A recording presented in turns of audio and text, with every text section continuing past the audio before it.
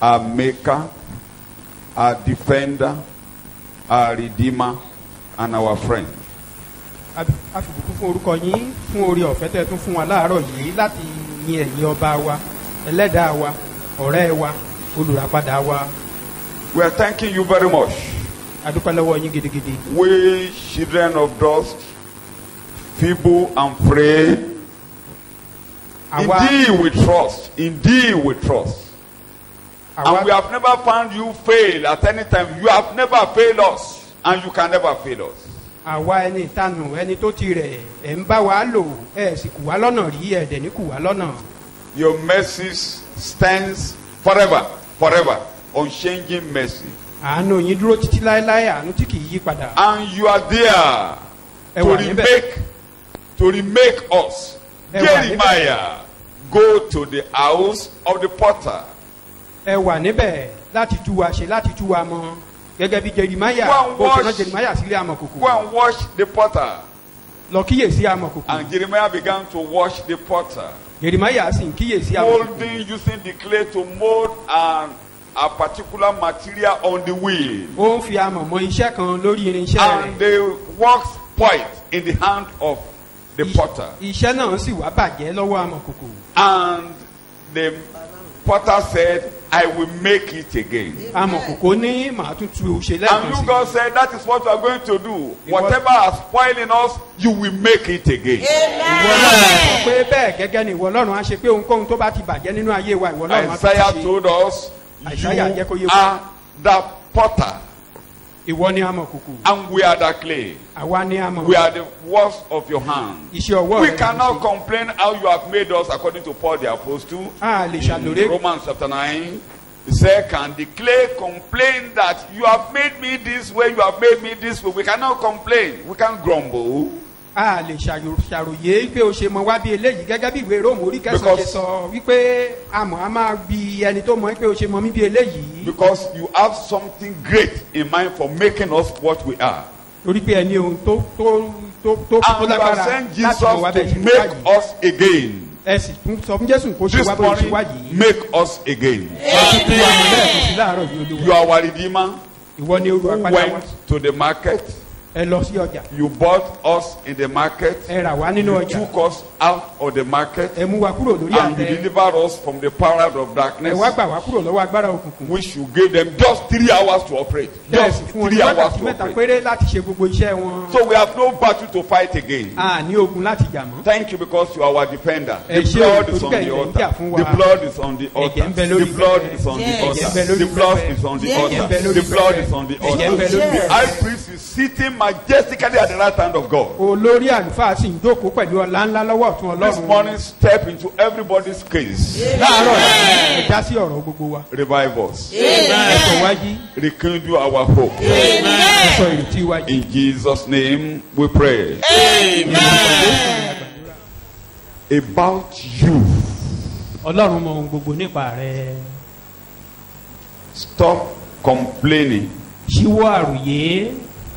God knows all about you. Ọlọ́run mọ ohun gbogbo nípa rẹ. Your regret will end. Gbogbo àbámọ̀ rẹ yóò dópin. Your regret will end. Gbogbo àbámọ̀ rẹ yóò dópin. Why should we stop complaining? Ìrèdí wo la ṣe ní láti ṣíwọ́ àròyé? We searched the scriptures. Àwọnú ìwé mímọ́.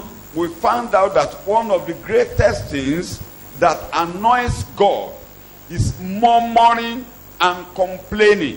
A rí i pé ohun tó bí Ọlọ́run nínú jù nínú ìwé mímọ́ ni ká máa kùn àbí ká máa ṣàròyé. When you go to 1 Corinthians chapter 10, for instance. Nínú ìwé Kọ́ríńtì kìíní orí kẹwàá àníkà o. Many people perish in the wilderness because of murmuring and complaining. Ọ̀pọ̀lọpọ̀ ló ṣègbé ní aginjù torí kíkùn àti àròyé. You will remember when they got to Cannabidia.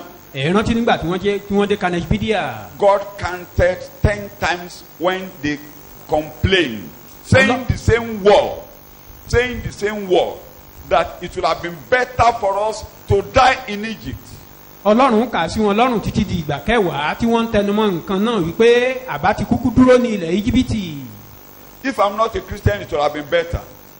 tó bá jẹ́ pé mi kì í ṣe onígbàgbọ́ ìbá tiẹ̀ ti dára. My colleagues that are not in the church are better. àwọn ọ̀rẹ́ mi tí wọn kì í ṣe onígbàgbọ́ ó ń dára fún mi. Stop complaining. ṣíwọ́ àròyé. Stop complaining. ṣíwọ́ àròyé. And God told them, you won't go to Egypt. Ọlọ́run kúkú wá sọ fún mi pé you won't go to that way again. ní padà sí ọ̀nà yẹn mọ́. you won't go to that way again. ní padà sí ọ̀nà yẹn mọ́. you will perish in the wilderness. ṣùgbọ́n inú aginjù ilẹ̀ and they parun perish sí. in the wilderness. wọ́n sì parun síbẹ̀. you won't perish in this wilderness of sin. ní parun sínú aginjù ẹ̀ṣẹ̀ yìí lórúkọ Jésù. so stop complaining. torí náà ṣíwọ́ àròyé. it is natural and human to murmur. kò ṣàjòjì gẹ́gẹ́ bí ẹ̀dá ènìyàn láti kùn. and when you murmur you are telling God that God is at fault.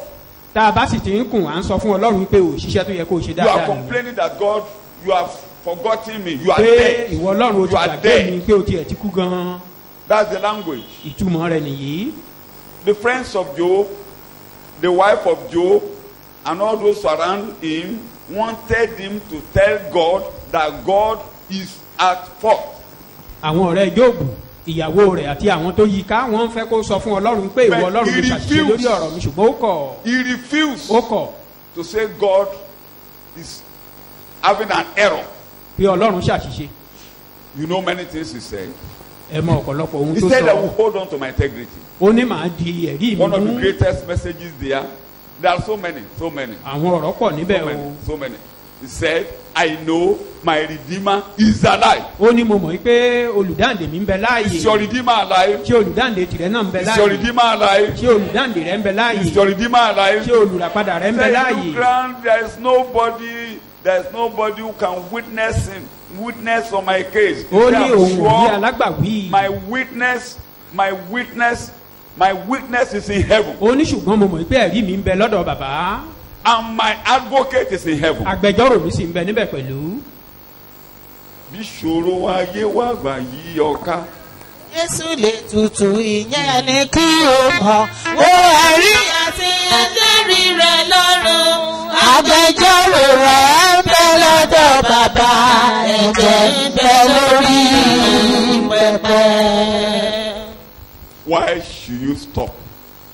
Ìdíwọ́ ni wàá fi dákẹ́ ṣíwọ́ àròyé. I've mentioned it. I'm on my last point now. I said God in my first point has dealt with the source of all your troubles. àti sọ kókó tó kẹ́yìn la fẹ́ lọ sí lónìí àkọ́kọ́ rẹ̀ sọ pé Jésù ti lọ sí orísun wàhálà wa. and wonderfully he has dealt with your enemy. tìyanu ó sì ti kojú ìjà sí àwọn ọ̀tá wa. rest. mo ní ká sinmi. your case is already settled in heaven. pé ọ̀rọ̀ wa ti yanjú lọ́run. your case is settled in the presence of God. ọ̀rọ̀ wa ti yanjú níwájú Ọlọ́run lọ́run. and I said there is the mighty warrior going beside you, walking along with you. mo ní ajagun ṣẹ́gun balógun lójú ìjà ni ó wà lẹ́gbẹ̀ẹ́ wa ó ti ṣáájú wa. I'm not alone. mi ò wà lémi nìkan. Jesus is with me. I am not alone. I'm not alone. I'm not alone. In all I journey, Jesus is with me. I am not alone. If God can, because of Abraham, tí Ọlọ́run bá lè ti torí Abraham pursued Hagar into the bush while Hagar was looking and watching the child to die. tó lọ bá Ágárì nínú aginjù nígbà tá Ágárì ń wo ọmọ rẹ̀ tó ń kú lọ. and there was no water to drink. kò sì sí omi fún un láti mu. and God remembered Abraham. Ọlọ́run rántí Abraham. and he said, I have heard the cry of the lad and have listened to your weeping. mo ti gbọ́ ẹkún ọmọ yìí mo ti if you are tẹ́tí sí ẹkún really rẹ. weeping in the presence of God and you have anything because of Jesus Christ, God will step into your case. tó o bá sọkún rẹ níwájú Ọlọ́run ti Títorí Jésù Kristi, Ọlọ́run á dá sí Stop ọ̀rọ̀ rẹ. complaining to human beings. Ṣíwọ́ ṣíṣàròyé fún àwọn Stop ènìyàn. murmuring in the presence of God. Ṣíwọ́ kíkùn níwájú Olúwa. Whatever you say in the presence of God, God is listening to Ohunkóhun tó you. o bá ti sọ níwájú Ọlọ́run, Ọlọ́run Don't gbọ́. allow God to deal with you as He dealt with the Israelites. Má jẹ́ kí Ọlọ́run kó kọjú ìjà sí ọ bó ṣe kọjú I ìjà sí àwọn repeat, Ísírẹ́lì. God will act on your case. Mo tún ti sọ Ọlọ́run á dá sí ọ̀rọ̀ rẹ. God will act on your case. Ọlọ́run á dá sí ọ̀rọ̀ rẹ. I always remind you when God saw the difficulties of Israelites in the wilderness. Mo máa rán wa létí nígbà tí Ọlọ́run bojú wọlẹ̀ torí There wàhálà are àwọn ọmọ about Ísírẹ́lì 4 nínú languages. aginjù. He said, I've heard your cries. I know your groanings. I've seen you. I know it. I saw, I heard. Ó And ní mo I've ti rí come down to wàhálà help. yín, mo gbọ́ igbe yín, mo sì ń bọ̀. So Màá wá he dá sí knows ọ̀rọ̀ yín. what you are going through. Ó mọ ohun tí à ń là And kọjá. he's hearing your crying and your groaning. Ó sì ń gbọ́ igbe wa lójoojúmọ́. And he's seeing you. Ó rí wa, He's seeing you. ó rí wa. Not the thing you don't know, he knows. Ohun tá a mọ̀ ó mọ̀ ọ́n. What you don't know about yourself, he Ohun knows. tá a tilẹ̀ mọ̀ nípa ara wa gan ó What you mọ̀ ọ́n. don't know about tomorrow, he Ohun knows. tá a mọ̀ nípa ọjọ́ What you ọ̀la ó don't know mọ̀ ọ́n. about today, he Ohun knows. tá a mọ̀ nípa ọjọ́ Are òní you ó mọ̀ listening ọ́n. to me? Kí ẹ̀ ń gbọ́ mi. And he's looking at you. Ó ń wò wá. He's looking at where you are and what you are passing Ó ń through. wo ibi tá a wà, ó mọ ohun And tí à he's ń là listening kọjá. to whatever you are saying in Ó his wá ń presence. tẹ́tí sí ohun tá a bá ń sọ níwájú rẹ̀. And surely it will come down. Dájúdájú, Amen. á tọ̀ wá Surely wá. it will come Á down. sọ̀kalẹ̀ tọ̀ wá wá. And the last point is the at last, underline my language, at last you will sing to the Lord and give all praises to him. Lékè gbogbo rẹ̀, wàá kọrin, wàá sì fi ìyìn fún It Olúwa. was prophet Jeremiah Wòlíì Jeremáyà who ni. had difficulties with the ministry God has given to him. Ó ní ìṣòro pẹ̀lú iṣẹ́ ìránṣẹ́ tí Ọlọ́run gbélé Some lọ́wọ́. of you are having difficulties with your family problems. You are Gẹ́gẹ́ having bí difficulties with ọ̀pọ̀lọpọ̀ your wa náà job. ṣe ní You are ìṣòro having nínú ẹbí difficulties wa. on your children, on your Lórí wife, ọmọ, on lórí ọ̀rọ̀ marriage, on so many ìyàwó, things. àbí But lórí iṣẹ́, Jeremiah lórí had ṣíṣí. difficulties in God's assignment. Ṣùgbọ́n ní ti Jeremáyà, iṣẹ́ tí Ọlọ́run gbélé lọ́wọ́ ló ti ní ìṣòro. God Kíyèsí called him. He eléyìí. said, before you were born, I've known you in the womb. I've Ọlọ́run called wa you. ń jẹ́ kó mọ̀ yìí pé ká tó bí ọ ni mo ti mọ̀ ọ́ nínú oyún. And God gave him an assignment. Ọlọ́run wa fún ní iṣẹ́. Should God not go with him? Ṣé Ọlọ́run ìwà níbà lọ? God went with him. Ọlọ́run tẹ̀lé e. And when God says he's going to do something for you, Nígbà tí Ọlọ́run bá lóun á ṣe nǹkan that fún wa. does not mean you will not have challenges. Ìyẹn ò túmọ̀ sí pé àní ní In ìpèníjà. fact, the moment God commissions you, you have challenges and you have difficulties ahead of your way. Ní kété tí Ọlọ́run bá tiẹ̀ ti gbé iṣẹ́ ìránṣẹ́ wa That is lọ́wọ́ God's láti máa method. wọnú ìpèníjà. He decided to take Israelites not in the way of the Philistines because he knew they couldn't fight a battle then. Ó mọ̀ọ́mọ̀ láti máa mú àwọn ọmọ Ísírẹ́lì gba ti ọ̀dọ̀ àwọn ará Fílístínì torí ó mọ̀ pé wọn ò tí ì ní They ipá were ní not kejì strong jíjà. enough to withstand the Philistines. Wọn ò tí ì ní ipá láti kojú àwọn ará You remember that Fílístínì. when they were strong enough, they destroyed the Philistines. Ẹ Totally. rántí pé nígbà tó kún dé kí wọ́n ti wá lókun báyìí wọ́n gbó gbogbo There were Fílístínì 6 mọ́lẹ̀. giants in the Philistines. It Òmìrán was, mẹ́fà ló wà ní Fílístínì. they were crushed by David. Dáfídì ló pa gbogbo And you wọn. remember the battle.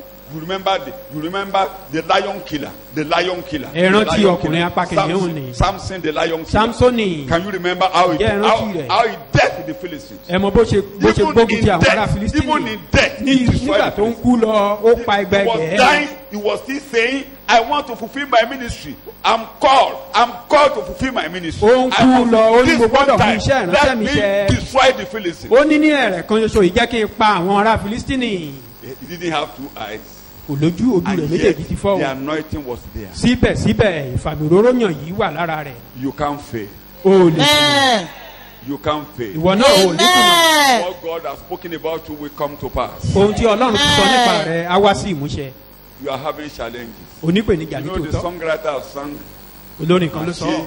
Ó yá. Àwọn kan Má kọ bí tèmi o, ẹ ti kọ́ dáadáa lẹ́ẹ̀kan o. má ṣe fòyà. Ọlọ́run yóò tà ọ́. Ṣàgbé ibi kọ́kọ́ rẹ̀. Ọlọ́run yóò tà ọ́. Ọlọ́run yóò tà ọ́. Lójoojúmọ́ lọ́nà gbogbo. Òun yóò máa tọ́jú rẹ̀. Ọlọ́run yóò tọ́. Jeremiah chapter 20 verse Ẹ kọrin sí Olúwa.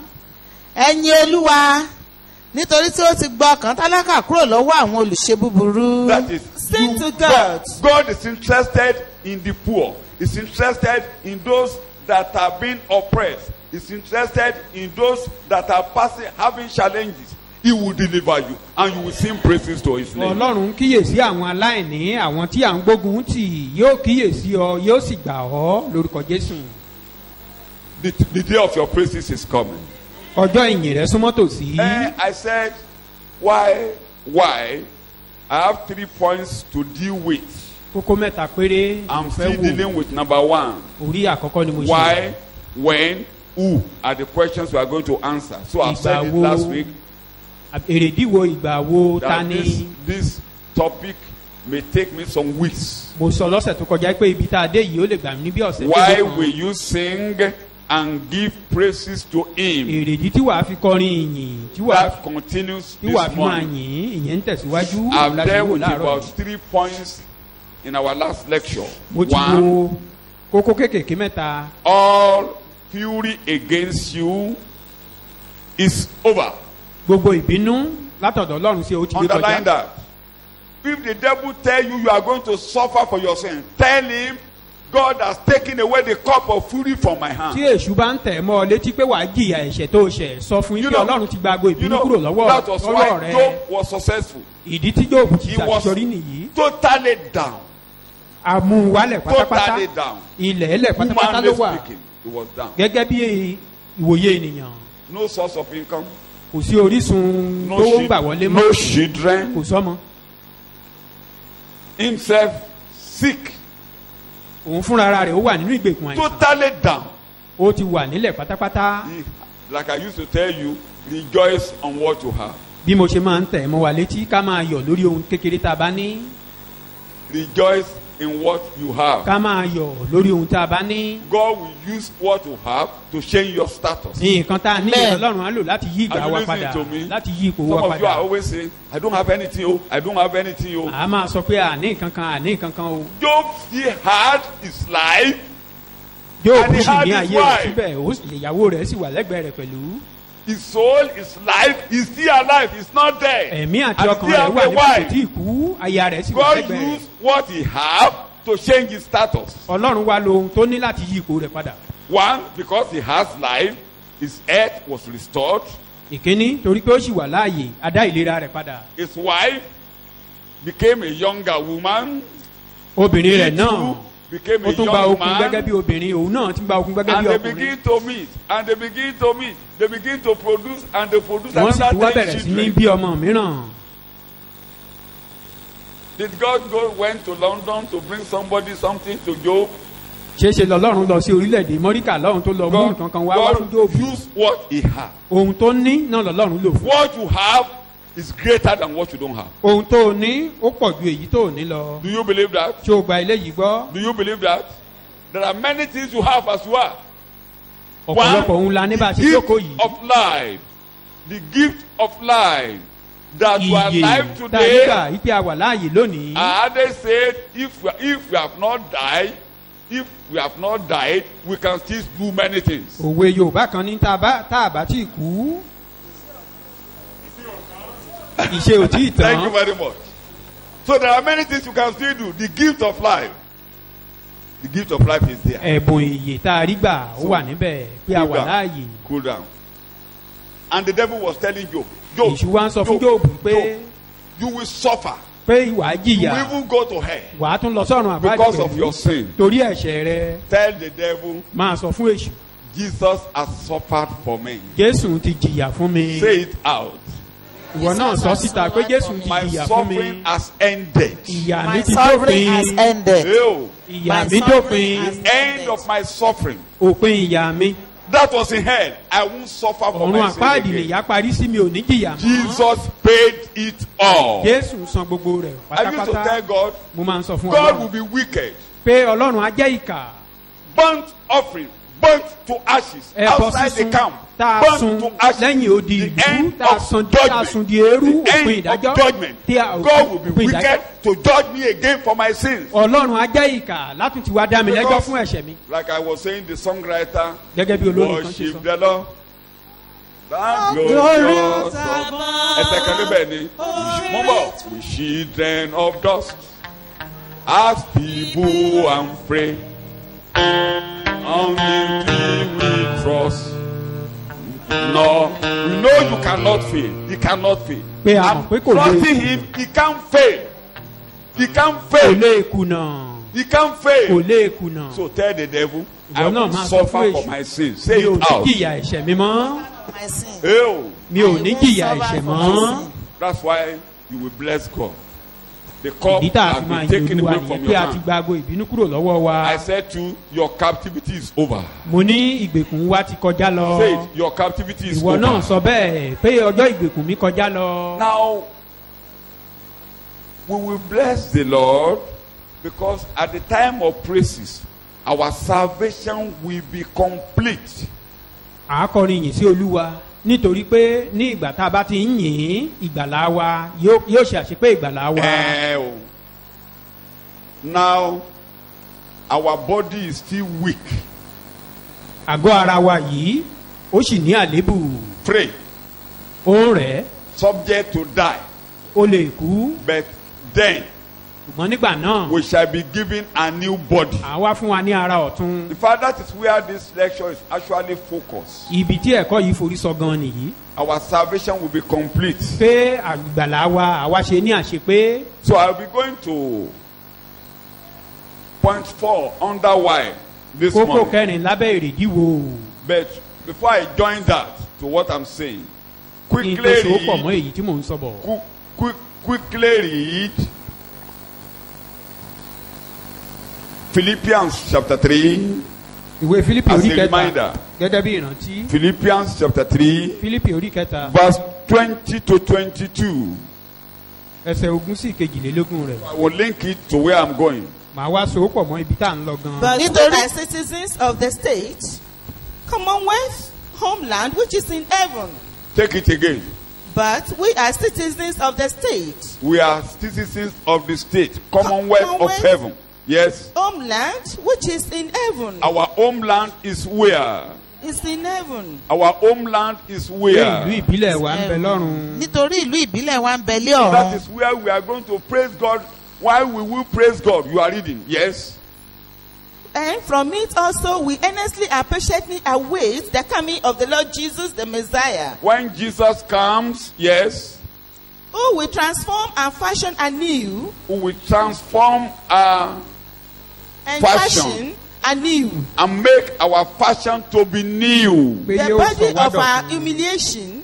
Our humiliated body will be transformed to a new body. To conform to be able to conform. And be like the body of his glory. And be as the body of Jesus' glory. And majesty. And majesty. By exerting that power which enables him even to subject everything to himself. The power that will transform us is the power that God uses to subject everything to himself. That's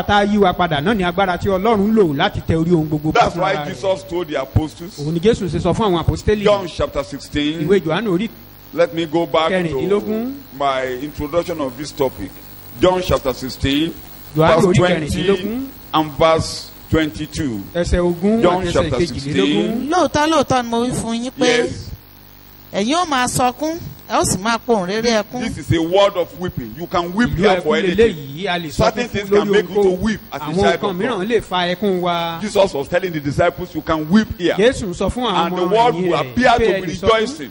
But your own joy is coming. Your own joy is coming. Your own joy is coming. Jesus likened our journey here to a pregnant woman who will get to a point that will be in agony. He will weep. She will weep. She will cry. She will make a lot of noise. But just a moment. as he's moving towards the time of his joy, tó bá ti ń súnmọ́ àkókò ayọ̀ rẹ̀, the prayer of our pain will begin to aggravate. It will increase. ìrora yìí á máa ga sí i, As á our máa joy pọ̀ is sí i. coming, you will see difficulties in the world will begin to increase, and it will be as if the world is not a good place to live for us. Gẹ́gẹ́ bí ayọ̀ wa náà ṣe ń súnmọ́ tòsí, bẹ́ẹ̀ ni ìrora àwọn wàhálà yìí á máa pọ̀ sí i. Things will be difficult Nǹkan á máa le sí i. because God wants us to focus where we are. Torí pé Ọlọ́run fẹ́ ká gbójú sí ibi tí à This ń lọ. place is not our home. Pé ká gbójú kúrò níbi pé We ibi are ò kì í ṣe saved ìlú to wa. get to heaven.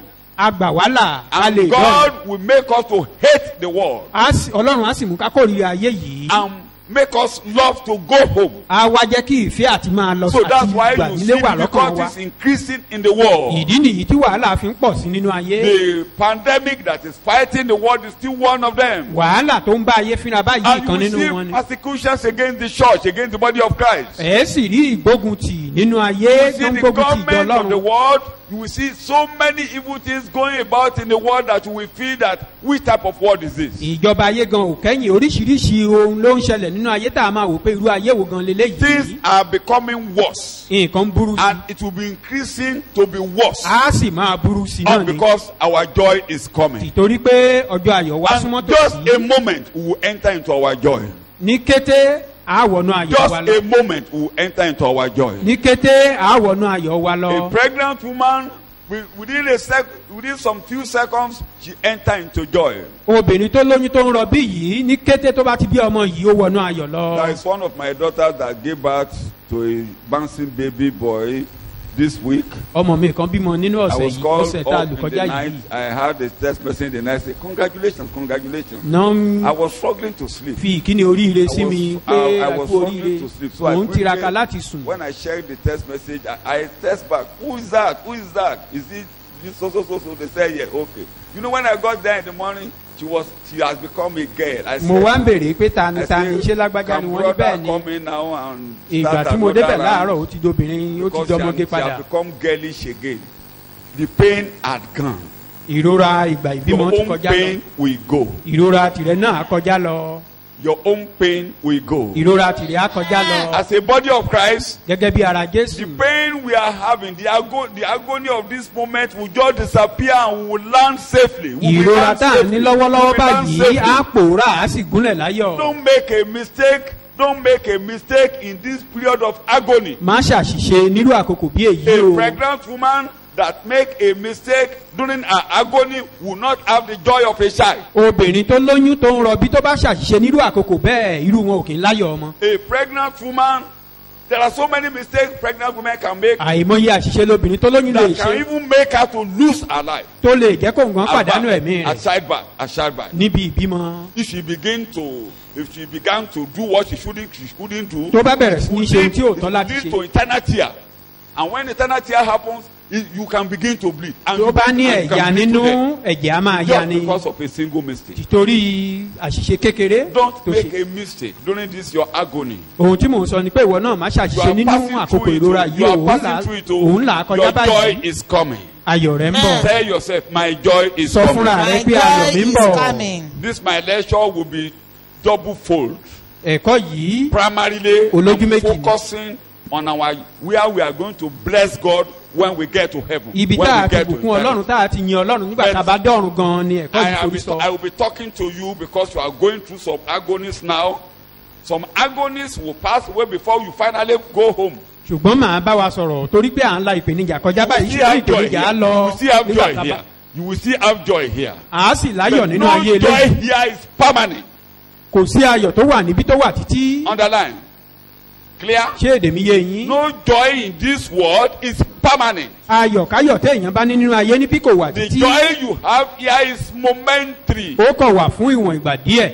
Whatever you have in this world that gave you happiness, before you know it, those materials will give you difficulties and pain. Ohunkóhun tá a bá ní nínú ayé níbí tó dàbí ẹni pé ó mú ayọ̀ wá lónìí ká tó mọ ohun tó ń ṣẹlẹ̀ á If tún máa you mú buy wàhálà a new wá. car, one in town, that one in town will give you difficulty when it comes to a time. Tó o bá ra mọ́tò ẹyọ kan tó jẹ́ pé òun nìkan ni ní gbogbo ìlú ìgbà tó bá You tàkókò may á even tún fún get ọ to ní when you ìyọnu. don't have a car to ride again. Ó tiẹ̀ ṣeé ṣe kó tó àkókò kó má tiẹ̀ ní mọ́tò tí wàá gùn mọ́. If you marry today, tó o bá fẹ́ yàwó àti olóko lónìí ọjọ́ ayọ̀ ní nítòótọ́ ṣùgbọ́n kó tó mọ ohun tó ń ṣẹlẹ̀. there are pains in marriage. ìpèníjà wà nínú ìgbéyàwó àbí mo parọ́. true or false. ṣé mo parọ́ ni. sometimes you want to jump out of that marriage. ìgbà mìíràn gan wà tá dàbí ẹni pé kó o bẹ́ síta nínú ìgbéyàwó ọ̀hún. sometimes you want to jump out. bí ẹni pé kó o sájáde níbẹ̀. because of the agony they kill their wife. ìtorí ìrora ọ̀pọ̀lọpọ̀ ọkọ o ti pàyàwó. there are some women because of the agony of marriage they kill their husband. ìtorí ìrora ọ̀pọ̀lọpọ̀ ìyàwó pọkọ. adding more to their sorrow. wọ́n wá ń fi kún ìṣòro ayé wọn. what they should endure and wait for a later time of happiness they couldn't endure. ohun tó yẹ kán farada kán dúró di ayọ̀ tó ń bọ̀ wọn lè farada. when you give birth to a bouncing baby boy or a bouncing baby girl. tó o bá bímọ ọkùnrin àbọ̀mọkùnrin báyìí ọjọ́ ayọ̀ ni. but before you know it. ṣùgbọ́n kó tó mọ ohun tó ń ṣẹlẹ̀. you will begin to have sleepless nights. wàá wá máa ní ọjọ́ àìsùn. true or false. àbí mo parọ́. and when the child is grown and is becoming a boy, if you are not careful, the difficulties of a young boy of an adolescent can kill you. tó bá tọmọ wá bá ń dàgbà tó bá wá tó ń dàgbà tó ti ń yọ ọ bọ̀ tó o bá kíyèsára wípé ó ń di ọ̀dọ́ yìí wàhálà rẹ̀ lè pa ọ́. I know those who committed suicide because of their children. mo mọ àwọn tó pokùnso ti torí ọ̀rọ̀ ọmọ. and they couldn't bear the pain. wọn lè fara dà. they couldn't bear the agony. wọn lè fara da ìrora náà. they couldn't wait until God will step into their case. wọn lè dúró dìgbà tí Ọlọ́run á bá wọn ti ẹsẹ̀ bọ̀ ọ̀nà. the pain you are going through is momentary. ìrora tó ń là kọjá báyìí fún ìwọ̀n ìgbà díẹ̀ ni. Romans chapter 8. fún ìwọ̀n ìgbà díẹ̀ ìwé Róòmù orí kẹjọ mi ò ní ṣàìkà. I cannot read that to you. Verse 18. Verse 18. Romans chapter 8. Verse 18. nítorí mo ṣírò rẹ̀ pé ìyà ìgbà ìsinsìnyí kò yẹ láti fi ṣe àkàwé ògo tí a ó fi hàn nínú wa. There is trouble. You are taking it in English. Let me hear you. But what of that? For I consider that the sufferings of this present time, this present life, are not worth. Underline it. There is suffering in this present life. True or false? ìyà wà nínú ayé níbí ní tòótọ́. ẹ̀dá mi ló ń wo. am I lying? ìyà wà lákòókò yìí àbí kò ṣe yà. there are suffering. ìyà wà nínú ayé eléyìí àbí kò ṣe yà. there are sufferings in this world. ìyà yẹn pọ̀ àbí kò pọ̀ gan. the suffering is much. He said he sat down to calculate and number it. Olóhùn jókòó ṣírò rẹ̀. You are reading. You are reading. For I consider that the sufferings of this present time, this present life, are not worth being compared. It doesn't worth it. It cannot stand. You can't stand the glory of heaven. You can't stand the joy that we have. Kò lè dúró níwájú ayọ̀ tá a ní. Most of you mummies and daddies are particularly because some daddies don't know what it means to have the pain of childbirth. ọ̀pọ̀lọpọ̀ àwa bàbá la mọ ìrora tó túmọ̀ sí kóbìnrin máa ń là kọjá nígbà ìbímọ. I made it a tradition in this church. mo ti sọ di àṣà nínú ìjọ yìí. if you are going to give birth into the church maternity. tó o bá fẹ́ bímọ sílé ìgbẹ̀bí. if your husband is not there, don't come there. tọkọ rẹ ò bá sí. your husband must see what he did. tọkọ rẹ ò bá sí níbẹ̀. are you listening to me. àbí sí níbi kó o má wá síbẹ̀ ọkọ rẹ gbọ́dọ̀ rí ohun tó ń là kọjá. let the husband come and see the trouble he made. sọ fún ọkọ rẹ kó wá wo wàhálà tó dá kalẹ̀. what do I say. kí ni mo ní kó wá wò. and let kó wá rí obìnrin bó ṣe ń jó rìn. for him to come and see how the woman travail. kó wá wò. to come and see what he has caused. ṣùgbọ́n ìyà àkókò yẹn. but that suffering the suffering of that moment can you compare with the glory that will follow after the delivery. abẹ́rẹ́ ni wọ́n mọ̀ ṣe máa gẹ́gẹ́lẹ́. don't you see them how they display their headgear. ọkọ náà ṣapá báyìí. and even the man will be bragging puffing. mi ò sọ pé kì í ṣe bàbá o. I'm not saying he's not the father. ṣùgbọ́n ẹ jẹ́ kó wá wò rora. let him come and see the travail. kí mo ní kó wá ṣe. let him come and see the travail. ìrora àkókò yẹn kò tó ayọ̀ ọmọ. the suffering of that moment cannot compare with the joy of the child. kò tó nǹkan tẹ́ ẹ máa rí lórí ọmọ àbótó. bẹ́ẹ̀ náà ni ìyẹn dẹ̀ ti kéré. so also wàhálà tẹ́ ń gbà kọjá kò tó ayọ̀ ayérayé ẹ̀ ní sọ ayérayé ológo. the suffering you are passing through cannot be compared with the eternal glory. kò tó ayọ̀ ayérayé o. it cannot be compared with the eternal glory. there is no suffering here. ọ̀rọ̀ àpáàdì nìyàwó o. Suffering abound in hell. Jésù gan ń wo ìyàrún àpáàdì. Jesus was looking at it ahead. Olólùwà. Said, Lord, Olúwa. Lord, Olúwa. Lord, Ò bá gbé aago ìkúrò lórí mi. should have taken Ò bá gbé aago over ìkúrò this lórí mi. cross. Kì í ṣe tàgbélébù ló ń wò, tọ̀run He's àpáàdì ló not ń looking wò. at that of the cross, but that of hell. Ó dé ìsàlẹ̀ lọ́run àpáàdì. He got to the Nínú hell. nínú In the òkun darkness. ó ní ìbínú rẹ̀ lẹ̀ mọ́ mi lára kékeré kan nínú òkun ó Your wò pé ó fury wọ̀ tó cleave unto olólùwà me. olúwa tí Said òkú God. máa ń yàn ọ́ ni tí a máa ń Can kọrin the rẹ̀ dead níbí praise ni you? a máa ń kọrin ìyìn níbí ni Can we sing nínú ìrora a máa ń praises? kọrin sí ọ ni ó wò kẹ́ ó wò dò báyìí He look up and down. wọ́n kú lọ You see the dead. pẹ́rẹ́pẹ́tẹ́ ó ní I don't belong to this place Ó ní àkàmí mọ́ àwọn eléyìí o. èmi kì yóò kú ikú kúkú I will not die but live. bí kò ṣe ṣiṣẹ́ ó ní kinní kan dá mi lójú. Said, I'm sure of one thing. àwọn èdè ọ̀run àpáàdì ni mo ń sọ fún yín bẹ̀ ní Jésù. Those are the languages Jesus Ó ní- used in hell. ó lè lóòótọ́ Though it might be mo tough. ti gbé olúkaka iwájú mi I've said God ó before bẹ ní ọwọ́ ọ̀tún me mi is by my right a kì hand. yóò fi mí sílẹ̀ sí And he will never ipò forsake me ó ní in this jẹ́ kí peace. ẹgbẹ́ rẹ kó rí Never allow your can you confess that God cannot the leave Holy me in this One to see position corruption. will God leave you like this Ṣé Ọlọ́run lè fi ọ sílẹ̀ will bí God leave eléyìí? you like this Ṣé a kọ̀ ọ́ sílẹ̀ would bí you step eléyìí? into your case Ṣé kò ní dá sí ọ̀rọ̀ rẹ̀? o whatever you say in this time period will be your portion Ohunkóhun tó o bá wá jẹ́wọ́ nírú àkókò yìí á jẹ́ ìpín rẹ̀. you can't leave me here O ò lè fi mí sílẹ̀ báyìí. never allow me to see corruption. O ò lè jẹ́ kí n rí You ìdìbàjẹ́. will put me through the way of life. Wàá mú mi rin ọ̀nà I don't belong to ìyè this place. yìí. Mi ò sí ní mi This is sí not ní ara my àwọn portion. eléyìí. I Ìpín don't tèmi kọ́ belong to this leléyìí. place. Kì í ṣe ìpín mi nìyí. And God heard it like that. Ọlọ́run sì dì í mú bẹ́ẹ̀. And suddenly, like I used to say, before you know it, Ká tó mọ ohun tó God ń will ṣẹlẹ̀. step into your matter. Ọlọ́run á dá sí ọ̀rọ̀ wa. And before you know it, Ká tó mọ ohun tó ń ṣẹlẹ̀. God asked the whole heaven to come out and fight the battle. Ọlọ́run rán gbogbo àwọn ogun Like I was saying láti on wájà ogun Tuesday, náà. the host of heaven will fight for you. Ogun ọ̀run ni yóò jà fún wa. The host of heaven will fight for Àwọn you. ogun ọ̀run ni yóò jà fún The wa. host of heaven will fight for Àwọn you. ogun ọ̀run á jà fún The wa. only thing that is important, like I said on Tuesday, Ohun tó is ṣe for you to pàtàkì have tí the mo sọ lọ́jọ́ revelation of heaven. ẹ̀kọ́ When you Bíbélì have the ni kó o rí revelation of ìfihàn heaven, ọ̀run. and you can commit your life to Christ, make sure Wàá you wá are lè fi ayé saved. rẹ Make sure fún you are Jésù. saved. Rí Make pé o sure rí you ìgbàlà surrender. o. Rí Make pé o sure you jọ̀wọ́ gbogbo surrender. rẹ̀. Rí Make pé o sure you jọ̀wọ́ are gbogbo for rẹ̀. Christ. Make Pé sure o the wà fún life of Jésù. Christ has shown in your heart. Make sure Pé you don't ìmọ́lẹ̀ Jésù hold ti to tàn ní sin. ọkàn rẹ. You don't Pé o- play with sin. You don't play with demons. O ò fi ẹ̀ṣẹ̀ Make sure you ṣeré. don't rely on any other thing than the name of Jesus alone. Kó o rí pé o gbẹ́kẹ̀lé òmíràn yàtọ̀ sí orúkọ Jésù And if God nìkan. can do that from heaven, Tí Ọlọ́run bá lè ṣe ìyẹn for látọ̀. Jesus' sake, Fún Jésù. he will step into your case. Á dá sí ọ̀rọ̀ ìwọ náà. Whatever agony you pass through, it will step into your Ìrora case. kírora yòówù kó máa là kọjá. And Ọlọ́run á God dá sí said, ọ̀rọ̀ rẹ̀. let the air travel. I want to make a journey. Let fresh air come. You know, God used to fight with the air. Ẹ mọ̀ pé Ọlọ́run máa ń jà, ó máa fi That is, afẹ́fẹ́ jà. that is the east. There is the east wind. Afẹ́fẹ́ There is the ìlà west oòrùn. wind.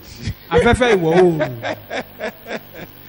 There is the east wind. Afẹ́fẹ́ ìlà And there is oòrùn. the west wind. Afẹ́fẹ́ ìwọ̀ oòrùn. The east wind brought frogs to Egypt. Afẹ́fẹ́ ìlà And oòrùn. frog Ó enter kó àwọn Pharaoh ọ̀pọ̀lọ́. house and you know Ó kó when wá there sí is ilẹ̀ trouble. Íjíbítì. When there is trouble, the Ẹ mọ̀ east nígbà tí wind, wàhálà bá the dé. east wind will bring trouble. Afẹ́fẹ́ ìlà oòrùn máa mú òun ló máa ń kó wàhálà wá. When he wants to fight, Nígbà tán bá fẹ́ jà, he send the east wind to fight. a máa rán afẹ́fẹ́ ìlà oòrùn láti At the jà. Red Sea, the east wind blew, and the road was clear. Your Létí road will be òkun clear in the pupa name of afẹ́fẹ́ Jesus. ìlà oòrùn ó fẹ́ When ọ̀nà ńlá ọ̀nà rẹ̀ Pharaoh àlà was lórúkọ Jésù. tired, Nígbà tó rẹ Fáráò, Moses, okay, let me talk to God about you. God sent the west wind.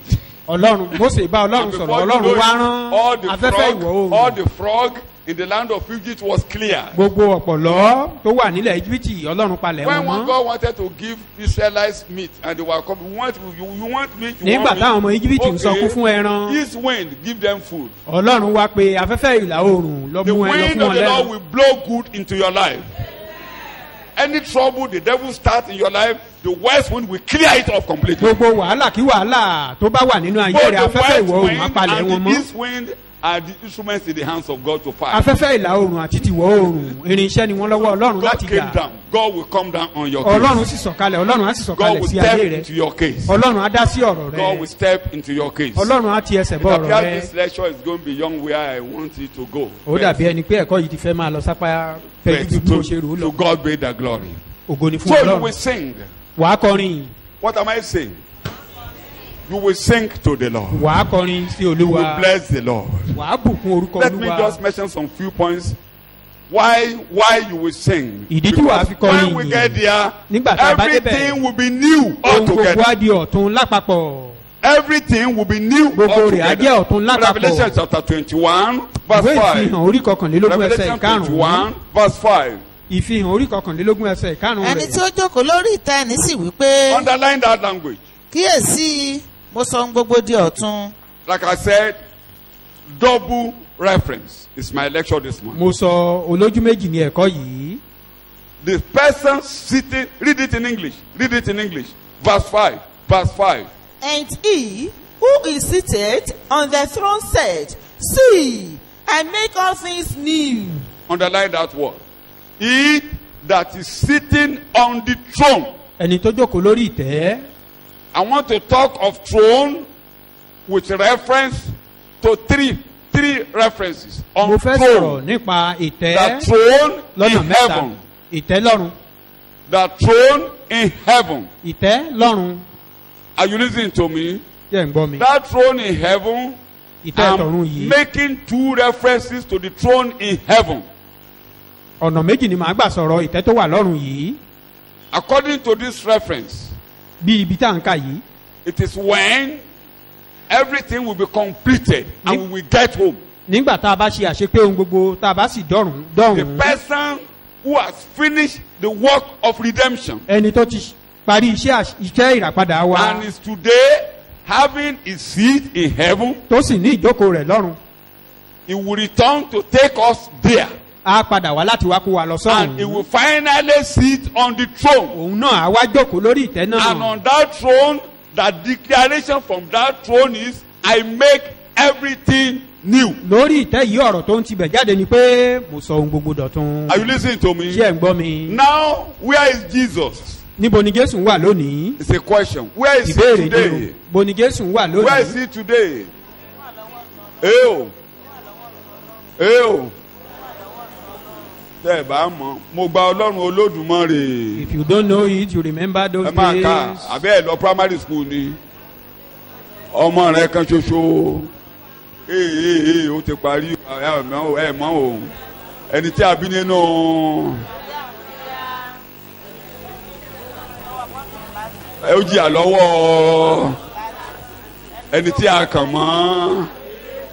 Ẹni tí ó kú tí ó sọ̀kalẹ̀ sí ní ìjọ kẹta nígbà tó jí ìdẹ́tẹ́ kí ló ṣẹlẹ̀ sí ìgbà tó gòkè lọ sọ́run bo ló jókòó sí lónìí níbẹ̀ ni yóò padà wá ṣe ìdájọ́ àyẹ̀wò òkú. You're the dead and the living. So bo ló jókòó sí lónìí ìjọ. Where is he sitting today? Orí ìtẹ́ lọ́run wíbẹ̀ He is jáde. sitting on the throne in heaven. Kí léde tó ń lò lórí ìtẹ́? Which language is he using on that Ohun throne? tuntun yóò ṣẹlẹ̀ sí mi. Mo ní iye Jésù láyé mi. Iye yìí yóò sọ Ohun gbogbo dọ̀tun. Ohun tuntun yóò ṣẹlẹ̀. When we finally get home, he will be on that throne. Nígbà tá a bá padà délé, a wà lórí ìtẹ́ yìí. Come on Tuesday, you meet me. I'm talking. He will be there. But now he's sitting in heaven. Ó wà níbẹ̀. ó And the jókòó lọ́run. declaration Ọ̀rọ̀ tó of sì ń that sọ. throne is today. Ìbẹ̀rẹ̀ ohun tuntun fún mi. Ìbẹ̀rẹ̀ ohun tuntun láyé mi. Ìbẹ̀rẹ̀ ohun tuntun fún mi. Ìbẹ̀rẹ̀ ohun tuntun láyé mi. Sọ bẹ́ẹ̀. Ohun ọ̀tun nílé mi. Ohun ọ̀tun lọ́dọ̀ mi. Ohun ọ̀tun yí mi kan. Ohun ọ̀tun lápapọ̀ láṣẹ fún mi. Ohun àtijọ́ ti kọjá là. Ìbẹ̀rẹ̀ ohun tuntun láyé mi. You will remember that the moment Jesus got to heaven, the events in the world, new things begin to happen in the whole world. Rántí pé ní kété tí Jésù ń dókè lọ́hùn-ún gbogbo ohun tó wà nínú ayé níbí. Because he's sitting on the throne. Ó jókòó lórí ìtẹ́ lọ́hùn-ún. New things began to happen among the apostles in the church. Ohun tuntun bẹ̀rẹ̀ sí ní ṣẹlẹ̀ láàrin àwọn apostles nínú ìjọ. He began to build his church. Nígbà tó dọ̀run lọ́hùn-ún. The third reference, because ó bẹ̀rẹ̀ sí ní kọ́ ìjọ rẹ̀. The throne in your heart. Ìtẹ́ tó wà nínú ọkàn wa. Because God does not live in temples made with hands. Torí pé Ọlọ́run ò gbé nínú tẹ́ḿpìlì tí a fi ọwọ́ kọ́. He's living in the heart of man. Inú ọkàn ènìyàn ló ń gbé. The throne in your heart. Ìtẹ́ tó wà nínú ọkàn wa. And if Jesus is sitting in the throne in your heart. Bí Ọlọ́run bá ń jókòó nínú ìtẹ́ ọkàn wa. Expect new things. Máa retí ohun tuntun. What do I say you should expect? What do I say you should expect? Ká máa retí ohun tuntun. So I'm giving you 3 references. If Jesus is really in you. Tí Jésù bá wà nínú wa. All things in your life will vanish. Ohun àtijọ́ nínú ayé wa kọjá lọ. From this day, expect new things. Máa retí ohun tuntun. Jesus is in the throne of my heart. Jésù orí ìtẹ́ ọkàn mi inú ìtẹ́ ọkàn mi ló wà. Ó ṣe pé Jésù wá jọba. Jésù ti jọba. It's not that he should come and reign. He is already reigning. Nígbà tó dókè tán. When he got to the land. Ó rẹ̀ mímọ́ sí wa. He sent the Holy Spirit not to us. Gbé èdè àwọn ọmọ mi kọ́kùnrin mẹ́ta ó pàdé ẹ̀ kọ́kùnrin mẹ́ta máa bá ọ gbé. That 3 men should dwell with us. Èmi nínú bàbá. I in my father. Bàbá nínú mi. He in me. Èmi nínú yín. I in you. Ẹ̀yin nínú mi. You in me. Ọjọ́ òní nìyẹn. That is today. Tó o bá ti lọ lójú ọ̀nà, ogun ọ̀run ló ń bá ọkọ̀ wọ̀ rìn. Wherever you are, the host of heaven are with you. So, yóò ṣẹlẹ̀ sí mi. New thing will happen unto me. Ó ní Jésù ayé mi. Ìyá yóò sọ̀rọ̀ gbogbo ìdásán.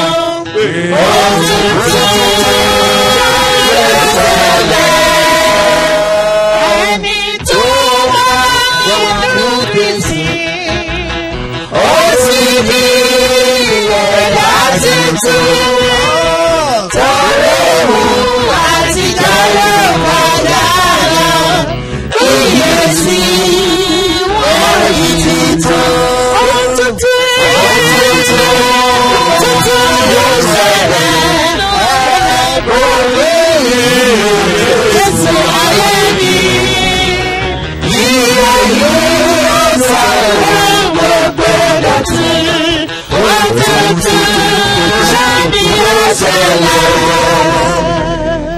So, ní gbogbo àyíká rẹ pátápátá. All your environment. All things will be new. Ohun gbogbo kó máa dọ̀tun. All things will be new. Bí ohun gbogbo máa dọ̀tun. I used to title it all things all together. All things all together. Ohun gbogbo lápapọ̀. Ohun gbogbo lápapọ̀. I will hand number 3.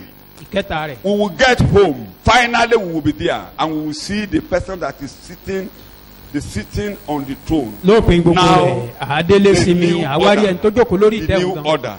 The new order. And we will never remember you have ever come to the world. Àti ẹ̀ nírántí pé a wá sínú ayé eléyìí mọ́. You will never remember that you have ever entered this world. Àti ẹ̀ nírántí pé a wá sínú ayé eléyìí mọ́. It will only be a pity if you have to go like this without having Christ. It is only then you will remember you have ever come to the world. A wá jẹ́ nǹkan tó ṣe ni láàánú tá a bá wà bí eléyìí tá àti ìgbà Jésù sínú ayé wa. Tẹ́ ẹ bá wá kú báyìí. If we die this way. Kó o lọ báyìí sọ́run àpáàdì. And for you to go to hell without Christ. Then you will be remembering the days of your suffering. But if you can get home as you are, it will be just like a dream.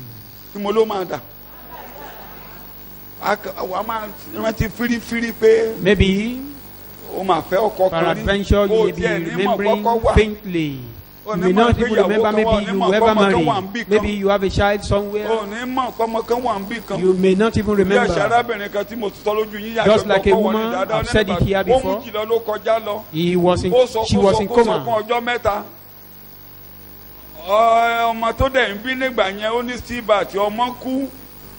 She was at the point of delivery, but she had a stillbirth. Why she was restored here? He was weeping, and they thought he was weeping about the child. I don't even remember honey. I don't even remember that I have a honey. I've seen Father Abraham. And I wanted to remain there. Why did they send me back to she was weeping that he was restored here. That why did I come here? And her life was changed. No, we've never seen the vision. We don't want to live here. If anything should happen, we'll be afraid of death.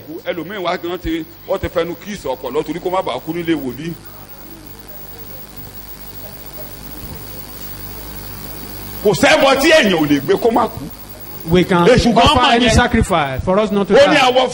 If Satan says skin for skin, you can use whatever you have to redeem your own life. Skin for skin. You can destroy all your material things. He said, you destroy all the material things, it's none of my own business, but touch his spirit. And God said, I will never hand the spirit to your hand. In whose hand is your life? God has never handed over my life to Satan. He had never handed over my life to Satan. So therefore Satan cannot kill me. Satan can't kill me. Satan cannot kill me. If you are saying it, you are only saying it, you are the one that will be subjected to that. The house built by God. I digress.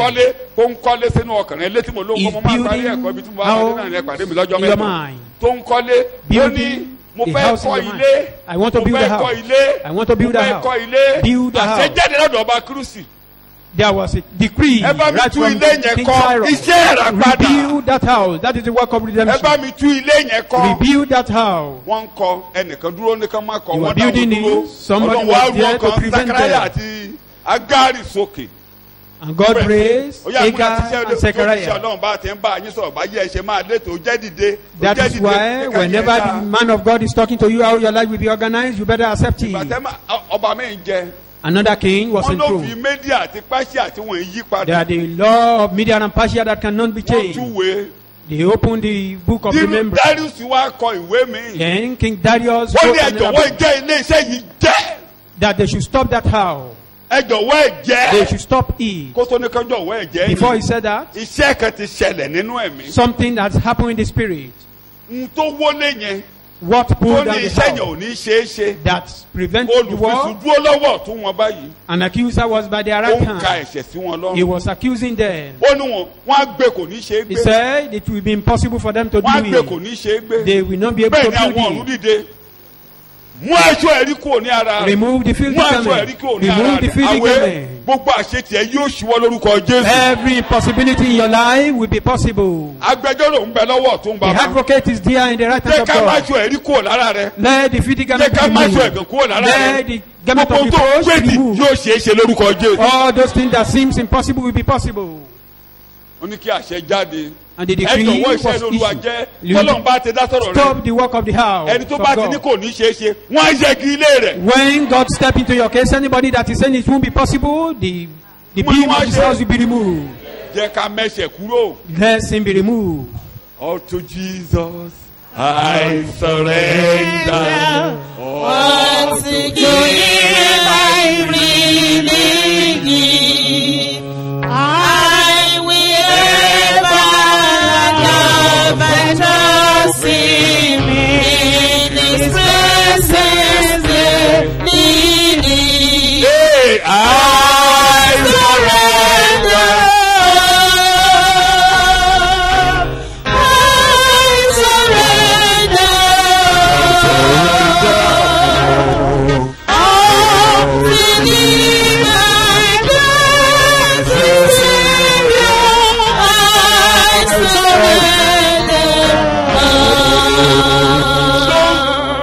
Don't hinder God. Má di Ọlọ́run lọ́nà o. Peter said, Who was I? What was I? That I should hinder God. And I should prevent this one to be baptized. Whom God has saved and give me the Holy Ghost. Don't hinder God. Remove all removables. Whatever you are holding. Peter and the colleagues, they were holding to Judaism. They were holding to the law of Jews. They were holding to the human tradition. Who was I? Who was I to call into a pre-committee meeting? Why should you eat with the circumcision? Why should you enter the uncircumcised house? Who was I can't hinder God. Tell God, I won't hinder you. I won't hinder you. You must work in my life. Your purpose must come to pass in my life. I will hinder you. I will disturb you. I'm dropping whatever I'm holding to. I'm dropping it. I'm dropping it. I'm dropping it.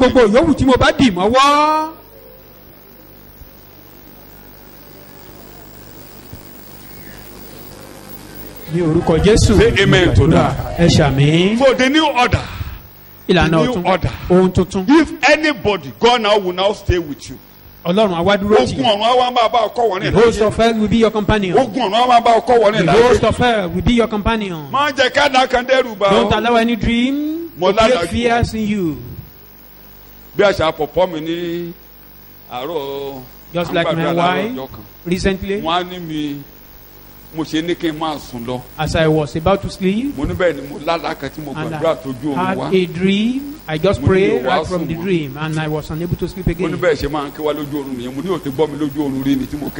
And he said that is usual. And I said, have you ever had me like that before? That you are the one that will be saying the members of the church are dreaming, that you too, you are a dreamer. That I should forget about the dream. What am I trying to bring out here? Don't allow any dream to create fear in you. The host of hell accompanying you.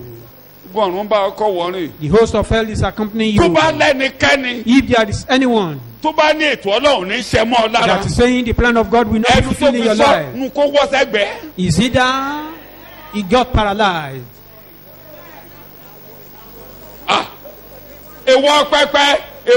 You altar. Somebody was pointing at the prophet, and the hand got dry. The prophet is talking. Calm down. Fear not. Fear not. You heard me?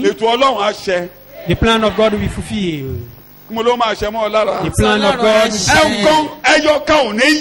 none we missed. He that is sitting on the throne, everything upon you.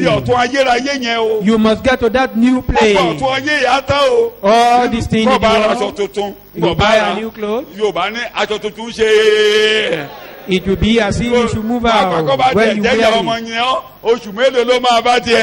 Especially if you are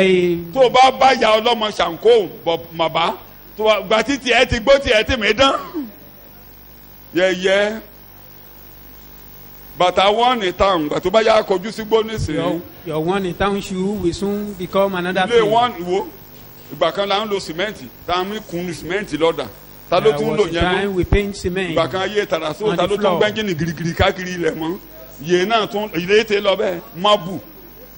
There was a time for marble. This one is ready now. Even going little by little. They will be whole. But you ought not to.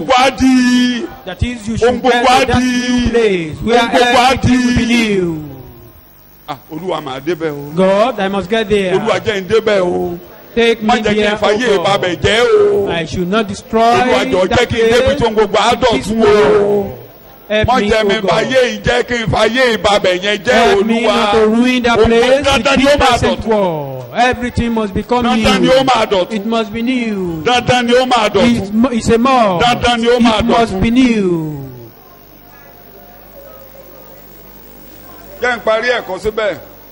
Let me end this sermon there. Gbogbo all together mẹ́fọwọ́ kan pàdé mi lọ́jọ́ mi. And even I was able to polish all what I wrote down. Tuntun ló máa rí báyìí. New thing, everything new, títí àfihàn náà tó ayérayé. Títí àfihàn náà tó ayérayé. Ohun ọ̀tún ilé mi. Ohun ọ̀tún lọ́nà mi. Ohun ọ̀tún ìlera ọ̀tún. Òmìnira ọ̀tún. Ayọ̀ ọ̀tún. Joy. In the name of Jesus.